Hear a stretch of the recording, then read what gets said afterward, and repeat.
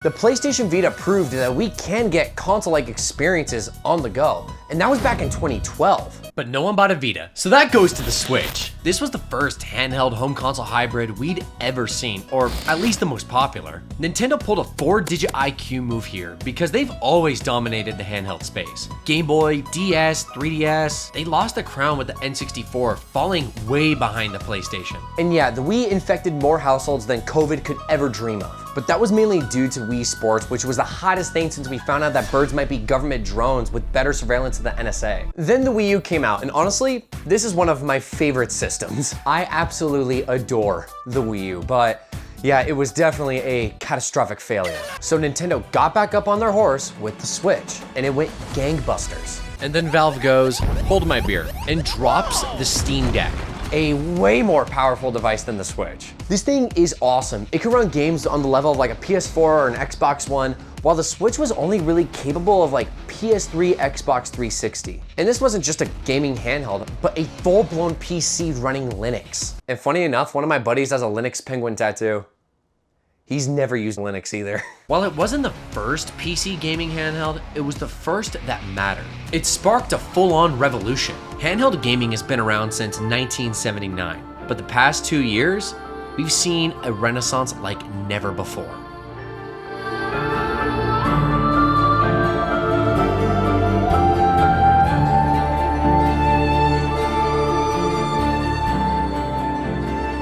And yes, the GPD win has been out forever.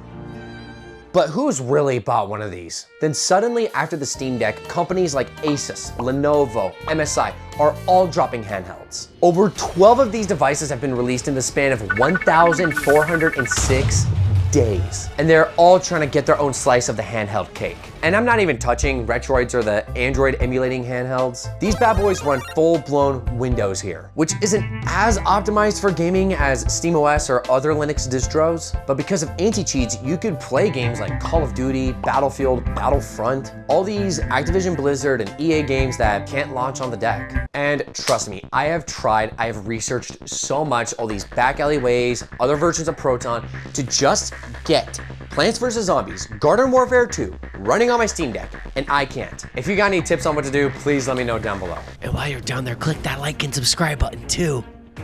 My kid's asleep, so I gotta whisper. And while you're down there, click the link to the Discord server. That's the best way to interact with me. This community is amazing. This is something I've prayed to God for countless times, and it's better than I could have ever hoped it could be. It's all because of God. Glory goes to God, okay? And I almost forgot to mention, I'm giving away a Switch 2 with some extra accessories also. If you want to know more about that, it's gonna be at the end of the video. Anyways, let's get back to it. But what makes this all a lot more wild is that these aren't just prototypes, they're not concepts, they're not renders you'd find in an Xbox 720 PS4 leaked images video on YouTube back in 2009. I found these devices in stores. I've seen the ROG Ally X in Best Buy. I've seen the MSI Claw in Target, where I buy laundry detergent and formula for my kid, and I could just get this PC handheld off the shelf. And it's not even just ASUS, MSI, or Lenovo. Apple is throwing their hat in the ring too. They're getting AAA games on iPhones like Resident Evil 4 Remake, Death Stranding, Assassin's Creed Jade. We're getting this on the device that goes in your pocket. This looks gorgeous. Can we get this on Switch 2, please? Can we get this on Steam Deck? No? Oh, we're just getting Marvel Contest of Champions in a really jank version of it? Cool, great. Thanks guys, appreciate that. What about that one? Oh, she is beautiful. I have always loved handheld gaming. Honestly, I preferred playing my DS, my 3DS, PSP, PS Vita a lot more than the home consoles I had. And I knew it wasn't as powerful, but that didn't matter. I could play wherever, whenever. That kind of freedom is utterly unmatched. And that sleep-wake button, absolute lifesaver. I don't need to deal with the resistance of booting up my TV, my console, picking the game, going through all the loading screens, and then I finally get to play. Dude, that time adds up. I do not have that time. It's literally the reason I don't bother gaming on my PC or my PS5. On my handhelds, I press a button and I'm in. And as a dad, this hits way harder. My kid's a year and a half old. I don't really have time to just sit down and game. I've had days and even weeks where my game time is like 5-10 minutes. I've had so many days where my game time is just watching a cutscene, like I'm a PlayStation fan. Yeah, I know that PlayStation and Xbox have sleep modes, but the moment you see the black screen of death on your PlayStation saying your console's been unplugged while in sleep mode, you never want to touch it again.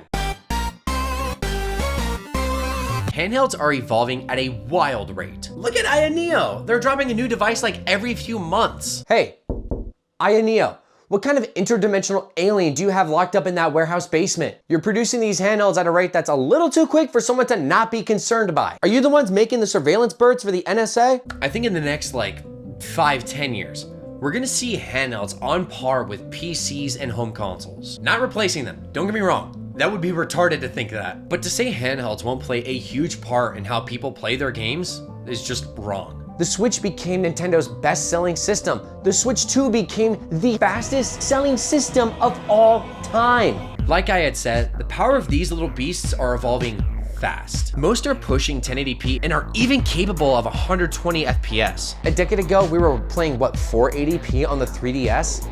And now my Switch 2 can run Cyberpunk? And it runs Cyberpunk surprisingly well. I don't feel like I'm missing anything playing this on my Switch 2 versus on my PC. Just look at the teraflops. A couple are in the same range as PS4 and Xbox One, and some are getting dangerously close to PS5 levels. Granted, it's not always teraflops. A lot of it has to do with optimization. Take Pokemon Scarlet and Violet.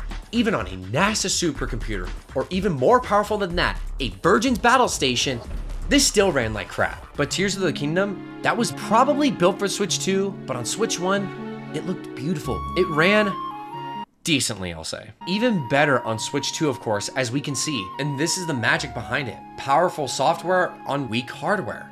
The Switch 1 pulled off some pretty impressive impossible ports. That's a lot of P's. Dying Light, World War Z, Doom 1, and Eternal. Mortal Kombat 11 coming out day and date with the PS4 and the Xbox One. They all looked, and ran, worse, but that's the price of portability. And honestly, I think it's worth it. Okay, maybe not World War Z because that online was deader than the zombies. Now, don't quote me on this, I could be entirely wrong, but Valve is working on getting ARM chips into their handhelds to make them a lot easier to run older games. I bet you know this, but in case you don't, playing older games on your Steam Deck is not a great experience. I grabbed Warhammer 40k Space Marine 1 and I had to uninstall and reinstall it maybe 3 times just to launch it in a playable state. Now, Xbox, to its credit, absolutely nails backwards compatibility. So I think Valve is just trying to future-proof their products. And it's really wild to see how far these handhelds have come in the past decade. Bro, they were on the brink of death. Only a miracle from God could have saved it. And now the PS6 could be a portable. That's awesome, dude. Of course, home consoles and PCs are gonna be here forever. And if you want to play these games on the TV, they have docks. And now we build to the point that I've been getting at this entire time.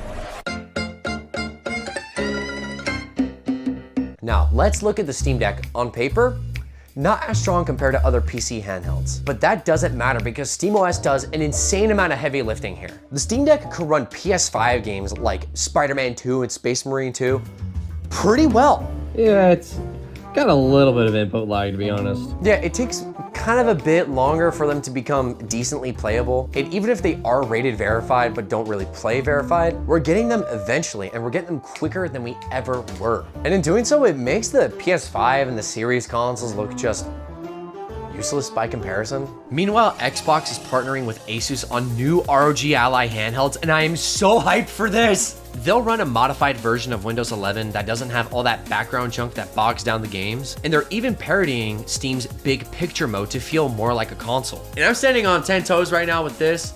We got some of the most impressive games ever in the PS4 era. Arkham Knight, AC Unity, Red Dead Redemption 2, still jaw-dropping. And I feel like there were also just more fleshed out and more fun game mechanics than there are now. Of course, we're still getting amazing games now, but I feel like it's a lot more few and far between. And these older games even sometimes run better than the new ones. What I hope happens, especially with the Switch 2 selling so well, is that these developers stop chasing that hyper-realism in games. They gotta lean more into like unique art styles and of course the gameplay. That way these games can run smoother and feel fresher. Bro, just look at Splitgate 2, say what you will about it, but it looks amazing and the hardware you need for it isn't really all that much. You can still make beautiful games on pretty weak hardware. I get so pissed off when I see new games and like the spec grids that you need in order to play it. And it's like, what, a 3080 to run it at 720? Like, dude, this is ridiculous. This is nuts. Like, I'm sorry, do I need to spend $5,000 just to play a new game? This is absurd. Going back to my point, and that's how we get weaker systems to play more modern games. That's what Ubisoft did with Immortals Phoenix Rising. It's been almost 5 years since that game came out, and I still think about it all the time. It's one of my favorite games ever. So I was thinking about building a PC, going all out on this, loading Bazite on it and putting it downstairs in my living room so that way I had a console with just all of my Steam games on it. But now with the Xbox ROG Ally, that's gonna have Windows on it, it's gonna have Steam on it.